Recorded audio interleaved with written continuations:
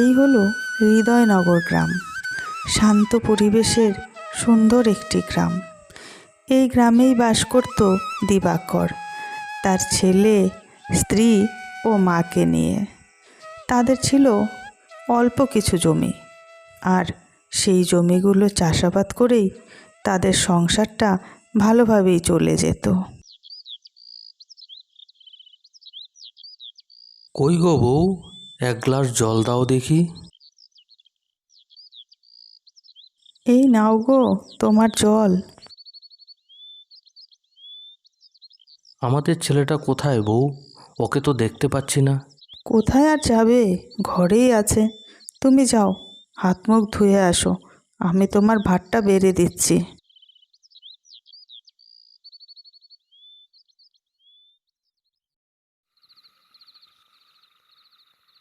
বাবা সোনাই, পড়াশোনা করছো?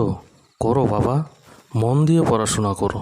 হ্যাঁ বাবা, তুমি চিন্তা করো না, আমি মন দিয়েই পড়াশোনা করব। হ্যাঁ রে বাবা, ভালো করে পড়াশোনা কর, তোকে নিয়ে যে আমার অনেক স্বপ্ন।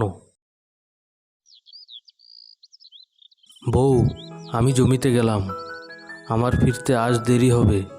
তোমরা খাওয়া দাওয়া করে নিও। বাবা রে, তুই সকাল থেকে সন্ধ্যা অবধি একা একাই মাঠে কাজ করিস। তোর ছেলেটা তো বড় হয়েছে, ওকেও তো সাথে করে নিয়ে যেতে পারিস। না মা, আমি ওকে মাঠে নিয়ে যেতে পারবো না। আমি ওকে পড়াশোনা করাতে চাই। আমি চাই না আমার ছেলেও আমার মতো জমি চাষ করে সারাটা জীবন কাটিয়ে দিই। মা তো ঠিক কথাই বলেছে, তুমি সারাদিন একা একা পরিশ্রম করো, ওকেও নিয়ে যাও সাথে করে। বউ, দয়া করে তুমিও মার মতো এসব কথা বলো না। বাবা রে, তুই আমার একমাত্র ছেলে, তুই সারাদিন একা একা পরিশ্রম করিস, আমারও তো খারাপ লাগে। তাছাড়া চাষার ঘরে যখন জন্মেছে তখন তো চাষাই হবে। কে বলেছে মা, চাষার ঘরে জন্মালেই চাষা হয়? আমি ওকে পড়াশোনা করাবো। আমি যে কষ্ট করি, আমি চাই না আমার ছেলেও এরকম কষ্ট করুক। তোমরা আমাকে পড়াশোনা করাওনি, তাই আমি পড়াশোনা করার সুযোগ পাইনি। আমার ছেলেকে আমি সেই সুযোগ করে দিতে চাই।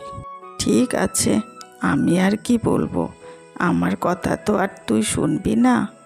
তোদের যা ইচ্ছে তাই কর।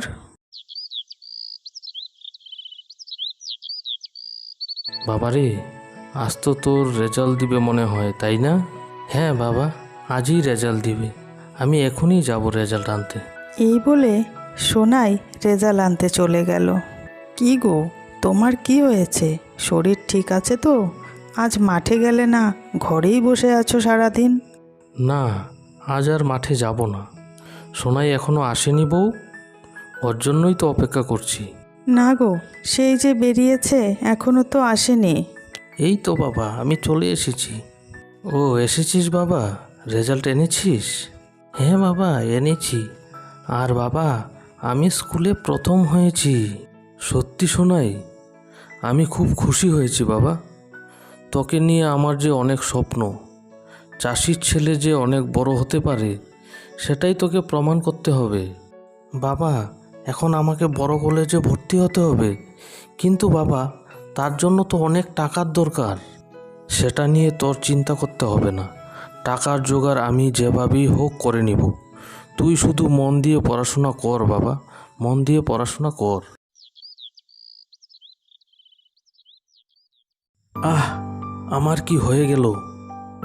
হঠাৎ আমার মাথাটা এভাবে ঘুরছে কেন? চোখগুলো অন্ধকার হয়ে আসছে। ইস, দমটা বন্ধ হয়ে আসছে যে। প্রচণ্ড রোদে কাজ করতে করতে দিবাকর মাথা ঘুরিয়ে জমিতে পড়ে যায়।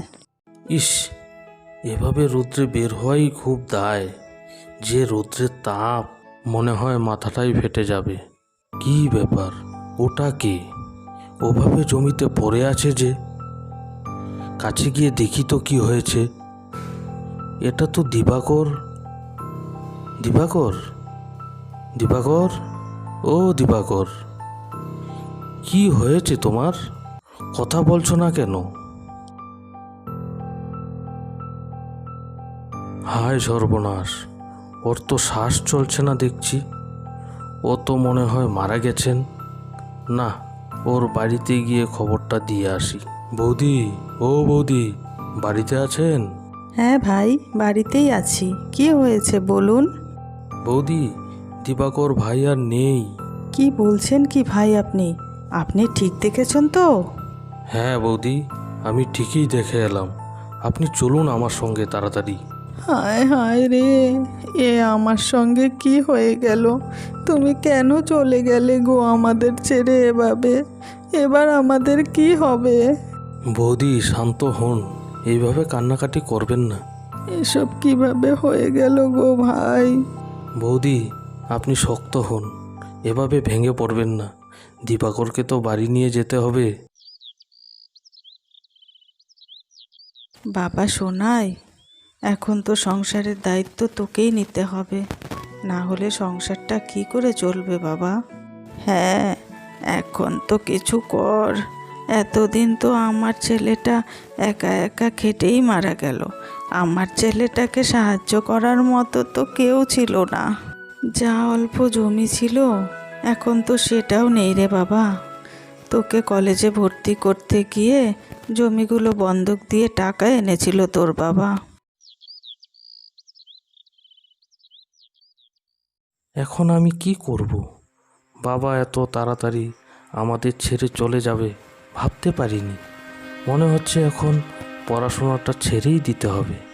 কিন্তু বাবা আমাকে নিয়ে অনেক স্বপ্ন দেখেছিল, সেই স্বপ্নগুলো কি আমি পূরণ করতে পারবো না? কিন্তু বাবার স্বপ্নগুলো পূরণ না হলে যে বাবা মরেও শান্তি পাবে না। বাবা যে খুব চাইতো যে আমি পড়াশোনা করে অনেক বড় মানুষ হব। না না, বাবার স্বপ্নগুলো আমাকে পূরণ করতেই হবে, কোনো একটা রাস্তা বের করতেই হবে।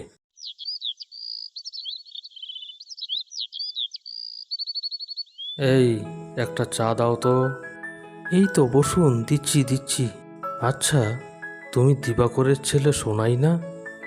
হঠাৎ চায়ের দোকান খুললে?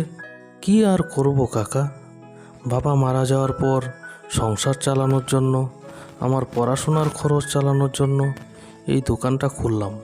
তোমার বাবার সঙ্গে আমার একটা ভালো সম্পর্ক ছিল, মাঝে মাঝেই তোমার কথা বলতো, অনেক স্বপ্ন ছিল তোমাকে নিয়ে। হ্যাঁ কাকু, আমিও চাই বাবার স্বপ্নগুলো পূরণ করতে। কিন্তু বাবা সারাদিন দোকান করলে পড়াশোনা কখন করবে? না কাকু, সারাদিন দোকান করি না, বিকেল থেকে রাত 11টা অবধি দোকান করি। বাকি সময়টুকু পড়াশোনা করি, বিভিন্ন চাকরির পরীক্ষাগুলো দিই। কিরে সোনাই, শুনলাম তুই নাকি চাকরি পেয়েছিস? আরে না না, কে বলল তোমাকে? আরে ওখানে কয়েকজন ছেলে কথা বলছিল, কি একটা পরীক্ষার নাকি রেজাল্ট বেরিয়েছে, তুই নাকি পাশ করেছিস। তাই নাকি? তুমি কি ঠিক শুনেছ? হ্যাঁ, আমি তো তাই শুনে এলাম। ও, আমি তাহলে দেখে আসি। কাকু, এখন তাহলে আমাকে দোকানটা বন্ধ করতে হবে? হ্যাঁ বাবা, যাও, তাড়াতাড়ি গিয়ে দেখে আসো। মা, এই নাও মিষ্টিটা ধরো তো। কেন রে বাবা, হঠাৎ মিষ্টি নিয়ে আসলি কেন? মা, আমার চাকরি হয়েছে, এবার আমাদের সব কষ্ট দূর হবে মা। সত্যি বাবা? তুই সত্যি বলছিস? তোর বাবার স্বপ্ন তাহলে সত্যি হলো রে বাবা। এতদিনে তোর বাবার আত্মাও শান্তি পাবে। তোকে নিয়ে তো কম স্বপ্ন দেখেনি। দেখলেন তো মা, ওর বাবা যে বলতো চাষির ছেলেও মানুষ হতে পারে, আজ সেটা সত্যি হয়ে গেল। তুমি ঠিকই বলেছ বৌমা, আমি নিজেই তো আমার ছেলেটাকে কত কথা শুনিয়েছি। আজ যদি আমার ছেলেটা বেঁচে থাকতো তাহলে খুব খুশি হতো বৌমা। দাদু ভাই, তুমি তোমার বাবার স্বপ্ন পূরণ করেছো। আজ তোমার বাবা সত্যিই খুব খুশি হবে।